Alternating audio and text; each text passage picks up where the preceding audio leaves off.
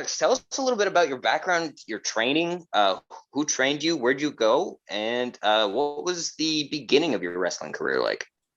Yeah. So when I was in high school, I was a terrible student. I averaged D's and F's. I really probably wasn't even supposed to graduate, but thankfully my choir teacher kind of like fudged the numbers a little bit and was like, "Let him through, please, get him out."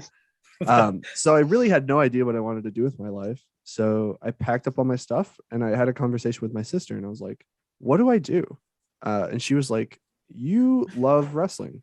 Go wrestle. Go do that." And kind of foolish of me to think like I could make a like right out of the gate make an occupation and like a salary out of it.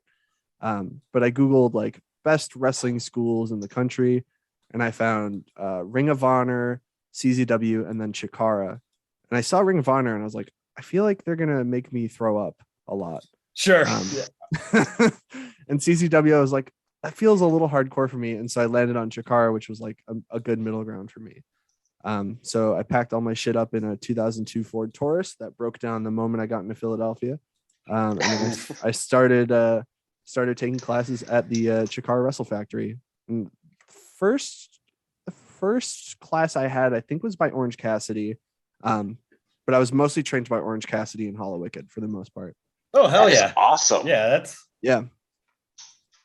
Very lucky. I had no idea he trained people. That's awesome.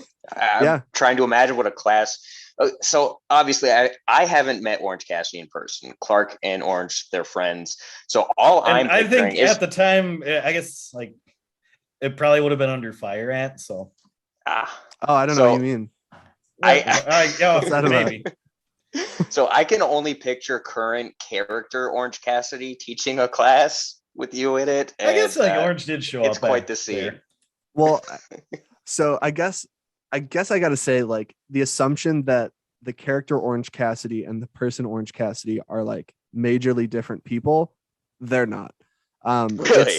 It's like half a degree away from the real person. That's fantastic.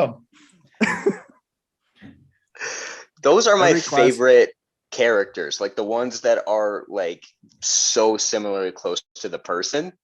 Mm-hmm. Like a Kylie Ray, Orange Cassidy, like you brought up, Effie. It's just I love that because you don't really have to act. It's just kind of you're getting their personality maybe turned up a notch. Right.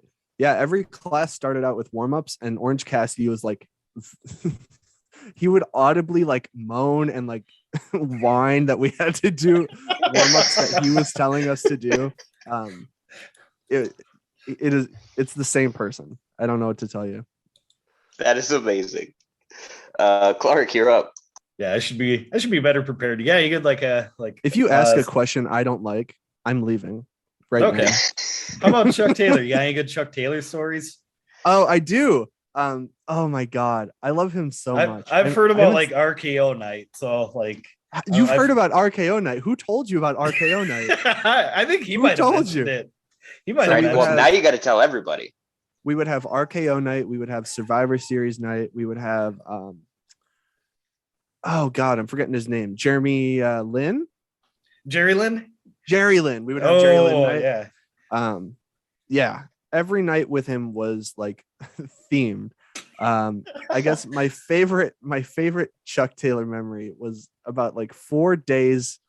He was also I trained with him a lot. I was like 4 days into training. I couldn't even front roll, couldn't do any of the basics. And he just kind of goes like, all right, we finished with warm-ups. Who wants to learn how to moonsault? So we I'm picturing him doing it like is like kind of like half sarcastic, half serious. Like, yeah, absolutely. He's always serious, but he's always unsure of what he like. Well, like how everyone's gonna react. Right. So we learned how to do moonsaults. I attempted to do a moonsault and I landed straight. I got like halfway through a rotation, landed straight on my head. And I saw like only blue and yellow. But I didn't tell anyone because I didn't know what a concussion felt like. So I just kept going for like a couple of rounds. And I was like, is it normal to see colors after you're doing that? And everyone's like, no, go sit down. So that's my immediate Chuck Taylor story. But we would often have what was called Survivor Series night, where we would learn all these moves, and then at the end we would have all the people in the class have a tag team match that was just a Survivor Series match. The only rules were if you took an RKO, you're pinned, like you can't kick out of an RKO. And if someone got the butter knife on you, which is it's like if someone grabs your forearm and puts their arm into it and does this, then you have to tap. Those are the only two rules. And most classes ended with Survivor Series night. We had one night where it was just like, he called it like Shitty Little Grapplers tournament. Yes. So none of us were capable of having a match, but he just put together a dumb, stupid WWE pay-per-view style tournament for himself, for the entertainment of himself with us. Every day was something special with him. I took a 101 class, and the tiered classes Chikara had were specifically set to give a very specific set of directions. So it was all written out. Week 1 of the 101, you're learning front rolls, you're learning Tigres, all that stuff. But when Dustin took hold of the 101, it was we're learning RKOs. We're going to do some cool lucha shit. And you do a twisty boy, maybe a flippy boy. Who could tell? Every week was just a wild card, and you never knew what you were going to get with the Dustin session. Chuck Taylor session. Sorry.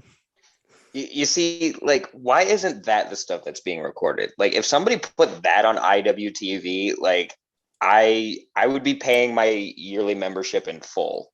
There are definitely recordings somewhere of Chuck Taylor classes and those Shitty Little Grapplers tournaments. They're somewhere. They were recorded because we watched them back. They exist. Get on it. Jake is a listener of ours. He's a part of First Fam. And if there is any small detail about a wrestler, he knows how to find it and where it is. If you can get it to IWTV. Send it to me. Yes. It'll make $1 million. Easy. Straight to Jerry's doorstep.